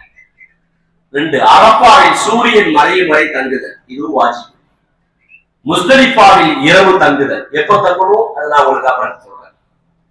பிறை 8, 10, 11, 12 மினாவில் தங்குதல். புரியுதா? இது உங்களுக்கு தெளிவா இருக்கும். 3 ஜம்ராக்களில் கல்லெறிதல். ஷைத்தான கல்லெறியது தெரியுமா? அதுக்கு ஷைத்தானை கல்லெறியதுன்னு சொல்லக்கூடாது. ஷைத்தானை விரட்டுறோங்கிற நியத்துல கல்லெறிகிறோம். ஆனா அந்த இடத்துக்கு பேர் என்னது? ஜம்ராத். புரியுதா இல்லையா? தலைமொழியை சிரைத்தல் அல்லது சம அளவு குறைத்தல். இதுவும் ஹஜ்ஜுடைய வாஜிபுகள்ல ஒன்று. விதா என்ற இறுதி தவாஃபு, தவாஃபுல் விதா செய்தல். இதெல்லாம் என்னது? ஹஜ்ஜுடைய வாஜிபுகள். இந்த வாஜிபுகள் என்ன அர்த்தம்? அவசியம் நிறைவேற்ற வேண்டும், மறந்து விட்டு விட்டால் அதற்கு பரிகாரம் செய்ய வேண்டும். ருக்குனா என்ன அர்த்தம்? கட்டாயம் செய்யணும். செய்யலன்னு சொன்னா மறுபடியும் செஞ்சாலும் அது அமல் கூடாது. மறுபடியும் என்ன செய்யணும்? அடுத்த வருஷம் ஹஜ்ஜுக்கு வந்து தான் செஞ்சாகும். அதுக்கு அடுத்த நாள் போய் செய்ய முடியாது இல்ல. அதெல்லாம் ருக்குனு ரொம்ப கவனம். வாஜிபுல என்னன்னா, சில நேரங்களில் மறந்தோ முடியாமலோ செய்ய தவறிவிட்டால் அவங்க ஒரு ஆடு குர்பானி. புரியுதா இல்லையா? 2 வித்தியாசம் புரியுதா? சரி, இது ஹஜ்ஜினுடைய சட்டங்கள்ல ரொம்ப முக்கியமானது. சரி, இப்போ ஹஜ்ஜின் 3 வகை. ஹஜ்ஜி எத்தனை வகை இருக்கு? 3 வகை இருக்கு. ரசூல் ஸல்லல்லாஹு அலைஹி வஸல்லம் ஹஜ்ஜை 3 வகையாக சொல்லியிருக்கிறார். நம்பர் 1 ஹஜ் இஃப்ராத். இஃப்ராத் ஹஜ் என்னது சொல்லுங்க? இஃப்ராத். 2வது கிரான் ஹஜ். 3வது தமத்து ஹஜ். ஹஜ் கிரான் என்றால் சிம்பிளா சொல்றேன், ஹஜ் மட்டும் செஞ்சுட்டு திரும்பி வரல, குர்பானி கூட கிடையாது. அது பேர் என்னது? ஹஜ் கிரான். சாரி, ஹஜ் இஃப்ராத். ஹஜ் இஃப்ராத் என்றால் ஹஜ் மட்டும் செய்யறது, குர்பானி உம்ரா கிடையாது. 2வது கிரான் ஹஜ். உம்ரா செய்வது, பிறகு ஹஜ்ஜையும் செய்வது, குர்பானியும் கொடுக்கிறது. ஆனா ஒரே எஹ்ராம், எஹ்ராம கலையிறது. ஒரே எஹ்ராம்னா எஹ்ராம மாத்திக்கலாம், ஆனா நார்மல் ட்ரெஸ் போடக்கூடாது. இங்க இருந்து எஹ்ராம் கட்டிட்டு போறோம், உம்ராவை செஞ்சிடறோம். உம்ரா செஞ்சோம் என்ன செய்வோம், எல்லாம் முடிய வெட்டிட்டு குளிச்சுட்டு நார்மல் ட்ரெஸ் போடுவோம். ஆனா அங்க முடிய வந்து கொஞ்சம் குறைச்சிட்டு அதே எஹ்ராமே இருக்கிறது இருந்துட்டு ஹஜ்ஜ செய்யணும். ஹஜ்ஜு முடிச்சிட்டு தான் மொட்டை அடிச்சு எஹ்ராம வெளியே வந்து குர்பானி கொடுக்குறது. இது ஹஜ்ஜே கிரான். ஹஜ்ஜே தமத்துனா போனோம் உம்ரா செய்யறது, அதுக்கப்புறம் முடிய கலைஞ்சிட்டு குளிச்சுட்டு நார்மல் ட்ரெஸ்ஸுக்கு வந்துடுறது. ஓய்வு எடுத்து நல்ல ரெஸ்ட் எடுத்துட்டு பிறை 8ஆம் நாள் மீண்டும் எஹ்ராம் அணிந்து ஹஜ்ஜுக்கு தயாராகும். இதுக்கு பேர் என்னது? ஹஜ்ஜே இஃப்ராத் என்றால் ஹஜ் மட்டும் செய்தல். ஹஜ்ஜே கிரான் என்றால் உம்ராவையும் ஹஜ்ஜையும் செய்தல். ஹஜ்ஜே தமத்து என்றால் உம்ரா செய்து ஓய்வெடுத்து பிறகு ஹஜ்ஜுக்காக மறுபடியும் இஹ்ராம் அணிந்து ஹஜ் செய்வது. புரியுதா? மறுபடியும் கேட்கிறேன், ஹஜ் எத்தனை வகை? முதல் வகை என்னது? அது என்னது? மாஷா அல்லாஹ். இரண்டாவது வகை என்னது? ஒரே எஹ்ராம்ல உம்ராவையும் ஹஜ்ஜையும் நிறைவேற்றும். ஹஜ்ஜே தமத்து என்றால் என்ன? புரியுதா? ரசூல் ஸல்லல்லாஹு அலைஹி வஸல்லம் அவர்கள் செஞ்ச ஹஜ் முறை ஹஜ்ஜே இஃப்ராத், சாரி ஹஜ்ஜே கிரான், சாரி ஹஜ்ஜே கிரான். ஒரே இஹ்ராம், ஆனால் உம்ராவை செஞ்சுட்டு அதே இஹ்ராம்ல ஹஜ்ஜையும் செஞ்சுட்டு அப்புறம் தான் இஹ்ராம் விட்டு வெளியே வருவாங்க. ஆனால் ரசூல் ஸல்லல்லாஹு அலைஹி வஸல்லம் அவர்கள் விரும்பியது ஹஜ்ஜே தமத்து, விரும்பினதும் வலியுறுத்தினதும். இப்போ நமக்கு ஒரு கேள்வி, இயல்பாகவே நம்ம நீண்ட தூர பயணத்துல போறோம். ரசூல் ஸல்லல்லாஹு அலைஹி வஸல்லம் மதீனாவில் இருந்து நடைப்பயணமாக ஹஜ்ஜுக்கு இஹ்ராம் கட்டி வரும் பொழுது அவர்கள் சுமார் 4 இருந்து 7 நாட்கள் நடந்து வந்தாங்க. 450 கிலோமீட்டர். நம்ம பிளைட்ல தான் போறோம், ஆனா எவ்வளவு டயர்ட் ஆகும் நமக்கு தெரியும். போனோம்னா உம்ரா செஞ்சுட்டு அதுக்கப்புறம் எஹ்ராம் விட்டு வெளியே வந்து ரிலாக்ஸ் ஆகி ஓய்வு எடுத்து மறுபடியும் பிறகு 8க்கு எஹ்ராம் அணிஞ்சு நம்ம உம்ரா போகும்போது ஹஜ்ஜுக்கு போகும்போது அது இன்னும் தெம்பாக செய்ய முடியும். அதனால ரசூல் ஸல்லல்லாஹு அலைஹி வஸல்லம் இந்த உம்மத்தின் மீது அக்கறை கொண்டு கருணை கொண்டு நீங்கள் ஹஜ்ஜை தமத்து செய்வதை நான் விரும்புகிறேன். இன்ஷா அல்லாஹ் எல்லாருமே பெரும்பாலும் ஹஜ்ஜை தமத்து தான் செய்வோம். ஒன்றுக்கு மேற்பட்ட ஹஜ்ஜி செய்யறவங்க சில நேரங்கள்ல ஹஜ்ஜே கிரான் நியத் வைப்பாங்க. சில பேர் டைம் இல்ல, இவ்வளவுதான் ஷார்ட், எங்களுக்கு 5 நாள் 10 நாள் தான் லீவ் கிடைக்குது, உடனே ஹஜ்ஜை இஃப்ராத் செஞ்சுட்டு போயிடுவாங்க. சோ இன்ஷா அல்லாஹ் நம்ம எல்லாரும் ஹஜ்ஜே தமத்து செய்யணும். புரியல இல்லையா? சரி, இப்போ ஹஜ்ஜே தமத்து செய்வதற்கு முதலில் என்ன செய்ய வேண்டும்? இப்போ எல்லாரும் இப்ப எங்க இருக்கிறீங்க? எல்லாரும் எதுக்கு ரெடி ஆயிருக்கீங்க? எவ்வளவு சீக்கிரம் முடிப்பீங்களோ அதுக்கு அப்புறம் நான் போய் பிள்ளைக்கு சாப்பாடுலாம் ஆக்கி கொடுக்கணுங்க, அதுக்கு ரெடி ஆயிட்டு இருக்கேன். அப்படியால எல்லாரும் எதுக்கு ரெடி ஆயிருக்கீங்க? ஹஜ்ஜி செய்ய ரெடி ஆயிட்டீங்க. புரியல இல்லையா? சரி, எஹ்ராம் முதல்ல ஹஜ்ஜை தமத்து செய்வதற்கு முதலில் எஹ்ராம் கட்ட வேண்டும். முதல்ல எஹ்ராம் என்றால் என்ன? எஹ்ராம் என்றால் ஆண்களுக்கு 2 தைக்கப்படாத வெண்ணிற ஆடை. ஆண்களுக்கு 2 தைக்கப்படாத வெண்ணிற ஆடை. பெண்களுக்கு அவர்கள் அணிந்திருக்கும் ஆடையே எஹ்ராம். அவங்க அணிந்திருக்கக்கூடிய ஆடையே எஹ்ராம். எஹ்ராம்னா என்னன்னு சின்ன இது. அடுத்து ஆண்கள் எப்படி இந்த எஹ்ராம் அணியணும் அப்படிங்கிறது பெரும்பாலும் எல்லாருக்கும் தெரியும், அது டெமோ போடணும்னு தேவையில்லை. சரி, ஆண்களின் எஹ்ராம். எஹ்ராம் என்பது ஆண்களின் தலை திறந்த வண்ணம் இருக்கணும், குதிங்கால் தெரிகிற மாதிரி செருப்பு அணிஞ்சிருக்கணும். புரியுதா இல்லையா? சரி. பெண்களின் எஹ்ராம் அவர்கள் அணிந்திருக்கக்கூடிய சராசரி ஆடையே எஹ்ராம். முகம் தெரியணும், இந்த கை தெரியணும், மற்ற எல்லாமே கவர் பண்ணிடணும். சில நேரங்களில் அந்நிய ஆண்களின் பார்வையில் இருந்து நாம் பேணிக் கொள்வதற்காக நிகாப் என்ற கண்கள் மட்டும் தெரியும் வண்ணம் என் முகத்தை மறைத்துத்தான் நான் இங்கே இருக்கிறேன். அப்ப எஹராம்ல மட்டும் நான் முகம் திறக்கலாமா அப்படிங்கிற கேள்வி. அந்த பேணுதலில் இருக்கணும்னு விரும்புறவளா இருந்தா கட்டாயம் இல்லை. அவங்க இப்படி ஒரு கேப் போட்டு அதுக்கு மேல அந்த துணி போட்டு அந்த துணி என்ன செய்யக்கூடாது, முகத்துல படக்கூடாது. படாம இருக்க முடியுமா? கொஞ்சம் டஃப். ரொம்ப கவனமா இருக்கணும். தூங்கும் போதெல்லாம் பட வாய்ப்பு. அதுல பெரும்பாலும் சிறந்தது முகம் திறந்த வண்ணமாக இருக்கணும் பெண்கள். புரியல இல்லையா? பேரின் அடிப்படையில் முகத்தை மறைக்கணும்னு சொன்னா இப்படி ஒரு கேப் சிஸ்டம் போட்டு அதுல இருந்து துணி முகத்துல படாம இருக்கும். சரி, அடுத்து எஹராமுக்கு எஹராம்னா என்னன்னு தெரிஞ்சிட்டோம். எஹராம் அணிவதற்கு முன்பு நாம் கவனிக்க வேண்டியவை. எஹராம் அணிவதற்கு முன்பு நாம் கவனிக்க வேண்டியவை. இல்லையா? நம்பர் 1, நகங்களை வெட்டி கொள்ள வேண்டும்.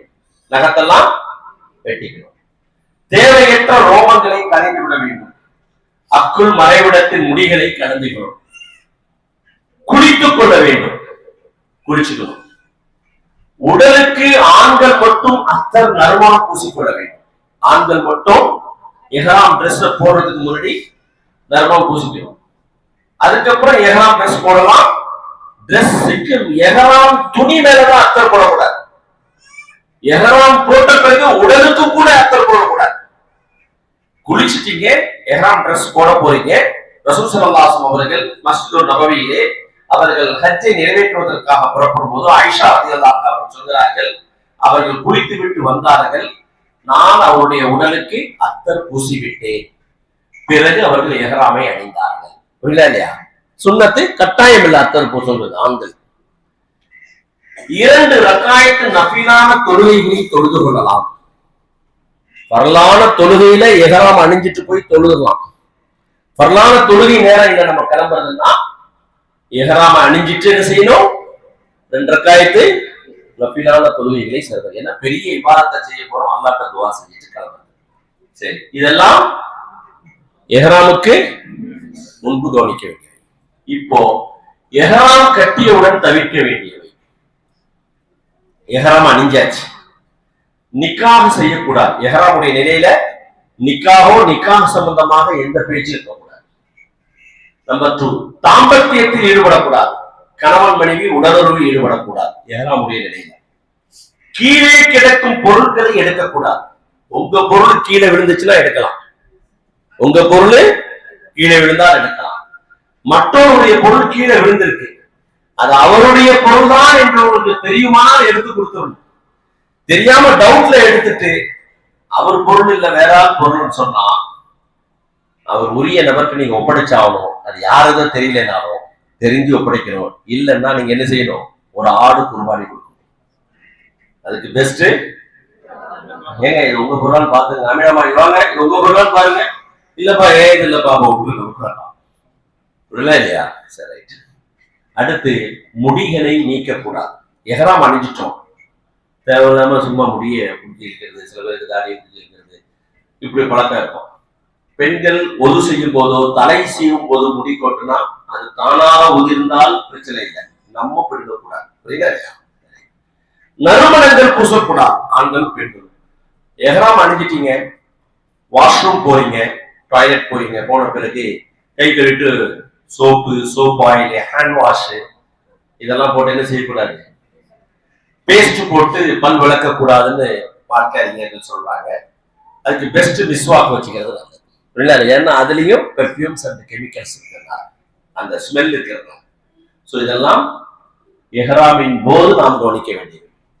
தலைமுடியை ஆண்கள் மறைக்க கூடாது. எஹராம் அணிஞ்சிட்டா தலையில என்ன இருக்க கூடாது?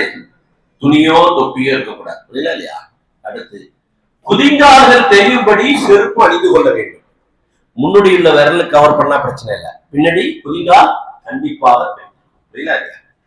அடுத்து ஒரு கால் எனக்கு பித்த வெடிப்பு, நான் செருப்பு சாக்ஸ் போடாம இருந்தா எனக்கு இன்ஃபெக்ஷன் அதிகமாயிடுது, ப்ளீடிங் ஆகுது அப்படின்னா மருத்துவ காரணங்களுக்காக நீங்க என்ன செய்யலாம்? சாக்ஸ் போடலாம். அப்படி இருந்தா, இல்லைன்னா நீங்க குதிங்கால. அடுத்து வேட்டையாடக்கூடாது. வேட்டையாடக்கூடாது. அப்பெல்லாம் கப்பல் மூலமாக நடைப்பயணமாக ஹஜ்ஜுக்கு வரும்போது உணவுக்கு சமையல் பொருள்லாம் எடுத்து வர முடியாது. அங்கங்க கிடைக்கிற வேட்டையாடி தான் சாப்பிட முடியும். ஹாஜி எஹ்ராமுடைய நிலையில வேட்டையாடுறாங்க.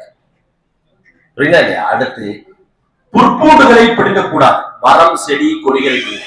சில பேருக்கு விருந்துக்கு போயிட்டு வெளியே வந்தோடனே வேப்பமரத்து நிழல்ல நின்றா என்ன செய்வாங்க? கொஞ்சம் கை கட்டுற மாதிரி வேப்பமரம் இருந்தா என்ன செய்வோம்?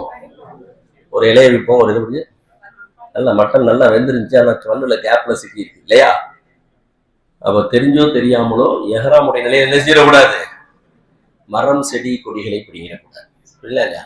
இதெல்லாம் எஹ்ராமுடைய நிலை. இப்ப எல்லாரும் எஹ்ராம் அணிஞ்சாச்சு. அணிஞ்சிட்டீங்கல்ல இல்லையா? எல்லாரும் எங்க இருக்கீங்க? மன்னூர்பேட்டை மஸ்ஜித் இஹ்லாஸ்ல உட்கார்ந்தோம் இல்ல, எங்க இருக்கீங்க? எஹ்ராம் அணிஞ்சு ஹஜ்ஜுக்காக ரெடி ஆயிட்டோம், குளிச்சுட்டோம், தொழுதுட்டோம், எஹ்ராம் அணிஞ்சிட்டோம். இப்ப விதிமுறையெல்லாம் ஃபாலோ பண்ணிட்டோம். இப்போ அடுத்து மீகாத் என்ற எல்லையில் நியத்து வைத்துக் கொள்ள வேண்டும். எஹ்ராம் அணிஞ்சிட்டோம், மீகாத் எல்லை வரையும் நம்ம காத்திருக்க மாட்டோம். நம்ம ஏர்போர்ட்லயே வச்சு நமக்கு என்ன செய்து கொடுப்பாங்க? நியத்து சொல்லி தருவாங்க. ஏன்னா சம்டைம் அங்க மறந்துடக்கூடாது, சொல்லக்கூடாது. இப்போ நியத்து வைக்க போறோம். நியத்து ரொம்ப முக்கியம். பாருங்க, இந்தியாவில் இருந்து செல்லக்கூடியவர்கள் எலம்லம் என்ற இடத்தில் நியத்து வைத்துக் கொள்ள வேண்டும். ஜித்தா ஏர்போர்ட்டுக்கு பிளைட் லேண்ட் ஆகிறதுக்கு ஒரு 35 நிமிஷத்துக்கு முன்னாடி சொல்லுவாங்க மீகாத் வரப்போதும். அந்த நேரத்துல நம்ம அழகா புரட்டை விட்டு தூங்குவோம். நைட்ல நல்லா சாப்பாடுலாம் கொடுப்பான். ஏற்கனவே 3 நாள் வீட்டுல இங்கெல்லாம் பெருந்து எல்லாரும் சொல்லி அழைப்பு கொடுத்து ரொம்ப டயர்டா போய் ஏர்போர்ட்ல ஏறி எல்லாம் அணிஞ்சிட்டு அதெல்லாம் தூங்குவோம். வண்டி பிளைட் இறங்கும் போதும் வந்துருச்சுடா ஜித்தா அப்படின்னு. அதனால அந்த மீயத்தை வைக்கக்கூடிய மீகாத்தை மிஸ் பண்ணாம இருக்கிறதுக்கு உலமாக்கள் என்ன செய்வாங்கன்னா, வழிகாட்டிகள் ஏர்போர்ட்லயே உங்களை எஹ்ராமோட வர சொல்லி நியத்தை சொல்லி கொடுத்துருவாங்க. இப்ப நியத்து வைக்க போறோம். எல்லாரும் என்ன நிலையில இருக்கிறீங்க? எஹ்ராம் அணிஞ்சாச்சா? ரபீல் தொழுதாச்சா? அல்ஹம்துலில்லாஹ். இப்ப என்ன செய்ய போறோம்? ஹஜ்ஜுக்கு ஹஜ்ஜே தமத்துக்குரிய நியத். அல்லாஹும்ம லப்பைக்க உம்ரத்தன் வ முதமத்தியன் பிஹா இலல் ஹஜ். யா அல்லாஹ், நான் உம்ரா செய்வதற்காகவும் பிறகு ஓய்வெடுத்து ஹஜ் செய்வதற்காகவும் வந்துவிட்டேன். இது ஒரு டைப் வார்த்தை. இன்னொரு டைப், அல்லாஹும்ம இன்னி உரீது அல் உம்ரத வல் ஹஜ்ஜ ஃபயஸ்ஸிர்ஹா ஃபதகப்பலஹா. யா அல்லாஹ், நான் உம்ரா செய்வதற்கும் ஹஜ் செய்வதற்கும் நாடிவிட்டேன், விருப்பப்பட்டு விட்டேன், வந்துவிட்டேன். என்னுடைய உம்ராவையும் என்னுடைய ஹஜ்ஜையும் கபூல் செய்வாயாக, மிக மிக மிக லேசாக்குவாயாக. இதான் நியத். புரியல இல்லையா? அரபிலையும் சொல்லலாம், தமிழையும் சொல்லலாம். நியத் வச்சாச்சு. புரியல இல்லையா? இப்போ நியத்தை பொறுத்தவரை மனசுக்குள்ள நினைக்கிறது தான் நியத்து. ஆனா ஹஜ் உம்ராவுக்கு கண்டிப்பாக நாவால் சொல்லால் சொல்லி ஆகும். புரியுதா இல்லையா? அதனால இது மனப்பாடம் பண்ண வேண்டியது. இன்ஷா அல்லாஹ் இந்த சப்ஜெக்ட் முடிஞ்ச அடுத்த ஸ்லைடு உங்களுக்கு ஹஜ்ஜில் மனப்பாடம் செய்ய வேண்டியது என்னன்னு உங்களுக்கு வரும், அதுல சொல்லுவோம். அப்போ நியத்தை கவனமா பார்க்கணும். இப்ப எல்லாரும் நியத்து வச்சாச்சு, அல்ஹம்துலில்லாஹ், அல்லாஹ் கபூல் செய்வான். அடுத்து நியத்து வச்ச பிறகு நாம் செய்ய வேண்டியவை. நியத்து வச்ச நொடியிலிருந்து என்ன சொல்ல ஆரம்பிச்சிடணும்? தல்பியா சொல்லணும். அது பேர் என்னது? தல்பியா. சொல்லுங்க. லப்பைக் அல்லாஹும்ம லப்பைக் லப்பைக் லா ஷரீக லக லப்பைக் இன்னல் ஹம்த வன் நிஅமத லக வல் முல்க் லா ஷரீக லக் லப்பைக் அல்லாஹும்ம லப்பைக் لبيك لا شريك لك لبيك إن الحمد والنعمة لك والملك لا شريك لك. எல்லாரும் சேர்ந்து என்னோட சொல்லுங்க. لبيك اللهم لبيك لبيك لا شريك لك لبيك إن الحمد والنعمة لك والملك لا شريك لك. தல்பியாவுடைய அர்த்தம் என்ன? தல்பியால என்ன பாருங்க. யா அல்லாஹ், நான் வந்து விட்டேன். லப்பைக், நான் ஆஜராயிட்டேன், நான் வந்துட்டேன். ஏன் வந்த? எதுக்கு வந்த? நீ கூப்பிட்ட வந்துட்டேன். ஹஜ்ஜிக்காக நீ என்ன கூப்பிட்ட, என்ன தேர்வு செஞ்சுட்ட, என்ன செலக்ட் பண்ண. எப்ப அவங்க கூப்பிட்ட? நான் 4000 வருஷத்துக்கு முன்னாடி இப்ராஹிம் அலைஹிஸ்ஸலாம் மூலமாக நீ என்று சொன்ன. அது இப்ப 2026 ஏப்ரல் மாசம் அல்லது மே மாசம் ஹஜ்ஜிக்காக அந்த அழைப்பு என் கல்வில வந்துச்சு. எல்லாம் நான் வந்துட்டேன். லப்பைக், நான் பிரசன்ட் ஆயிட்டேன், நான் ஆஜராயிட்டேன், நான் வந்துட்டேன். அல்லாஹும்ம லப்பைக், யா அல்லாஹ் நான் வந்து விட்டேன். இன்னல் ஹம்த, நிச்சயமாக புகழ் அனைத்தும், வன்னியமத்த அருள்கொடைகள் அனைத்தும் உனக்கே உரியது. ஆட்சி அதிகாரமும் உனக்கே உரியது. நிச்சயமாக புகழ் அனைத்தும். நான் ஹஜ்ஜிக்கு வர்றதுனால எனக்கு பேரும் புகழும் கிடையாது. என்ன ஹாஜின்னு எல்லாரும் சொல்றதுக்காக அல்ல, நான் சிறு வயசுலயே ஹஜ்ஜுக்கு போயிட்டேன்னு சொல்றதுக்காக அல்ல, நீங்க திரும்ப திரும்ப ஹஜ்ஜுக்கு வந்துட்டு இருக்கேங்கிறதுக்காக அல்ல. எனக்கு பேரும் புகழ் இல்லை நான் ஹஜ்ஜுக்கு வர்றதுனால. எல்லா புகழ் அனைத்தும் யாருக்கு? அல்லாஹ் உனக்கு. இன்னல் ஹம்த, தல்பியாவுடைய அர்த்தத்தை பாருங்க. வன்னியமத்த அருள்கொடைகள் அனைத்தும் உனக்கே உரியது. ஏன் காசு, ஏன் பணம், ஏன் செல்வம், ஏன் வசதி, எனக்கு வசதி இருக்கு, அதனால நான் ஹஜ்ஜுக்கு வந்தேன். இதெல்லாம் ஏன் காசு, ஏன் செல்வம், ஏன் வசதி இல்லை, அல்லாஹ் நீ கொடுத்தது. இன்னல் ஹம்த, புகழ் அனைத்தும், வன்னியமத்த அருள்கொடைகள் அனைத்தும் சுப்ஹானல்லாஹ் உனக்கே உரியது. ஏன் காசு இல்லை, நான் இத்தனை லட்சம் கொடுத்து வந்துட்டேன், நான் விவிஐபி பேக்கேஜ், நான் ஹஜ்ஜுக்கு வெளியில போறேன், நான் பிரைவேட்ல போறேன், நான் பிளாட்ஃபார்ம்ல தங்குறேன், ஒண்ணும் கிடையாது. எல்லாமே யாருக்குரியது? அருள்கொடைகள் அனைத்தும் உனக்கே. லக்கவல் முல்க், ஆட்சி அதிகாரம் எல்லாம் உனக்கே உரியது. என்னதான் இஸ்ரேலும் அமெரிக்காவும் அரபு நாடுகளையும் ஈரானையும் பாலஸ்தீனத்தையும் ஜோர்டானையும் ஒன்றுமில்லாமல் தரைமட்டமாக்கினாலும் அணுவாயுத சக்தியை விட எல்லா சர்வசக்தியும் பெற்றவன் யார்? ஆட்சி அதிகாரம் எல்லாம் உனக்கே. இன்னும் சில நாட்களில் அமெரிக்கா வீழும். இன்னும் சில நாட்களில் இஸ்ரேல் இல்லாத உலக வரைபடம் உருவாகும். இன்னும் சில நாட்களில் அரபு நாட்டு மன்னர்கள் தனது ஆட்சியின் சுகமுகத்திலிருந்து விடுவிக்கப்பட்டு நீதிமிக்க ஒரு ஆட்சியை அரபு நிலப்பாட்டில் தருவார்கள். உலகம் முழுவதும் நீதியும் நிம்மதியும் நேர்மையும் மனிதாபிமானம் மனித உரிமை மனிதநேயமும் எல்லா மக்களுடைய எல்லா உரிமைகளையும் சமமாக வழங்குகின்ற ஒரு சிறந்த ஆட்சி உலகத்தில் இன்னும் சில நாட்களில் வரப்போகிறது. இந்த எல்லா ஆட்சி அதிகாரத்திற்கு சொந்தக்காரன் யார்? லக்கவல் முல்க். என்கிட்ட உடம்பு சக்தி இருக்கு, நான் மாத்திரையெல்லாம் போட்டு தெம்பா இருக்கிறேன், நான் இளைஞனா இருக்கேன், எனக்கு ஹஜ்ஜுக்கு போயிட்டு வர உடல் ஆரோக்கியம் இருக்கு, ஒண்ணும் கிடையாது. எல்லாம் யாருக்கிட்ட இருக்கு? இப்படி அல்லாஹ்ட்ட சரண்டர் ஆகுதான் ஹஜ்ஜி, தல்பியா. இப்போ லா ஷரீக லக், உனக்கு எந்த இணையும், உனக்கு ஈக்குவலா உனக்கு சமமா யாருமே இல்லையா, நீதான். இதாங்க தல்பியா. அர்த்தம் புரியுதா? இப்ப அர்த்தத்தை புரிஞ்சுட்டீங்க. இப்ப தல்பியா சொல்லி பாருங்க.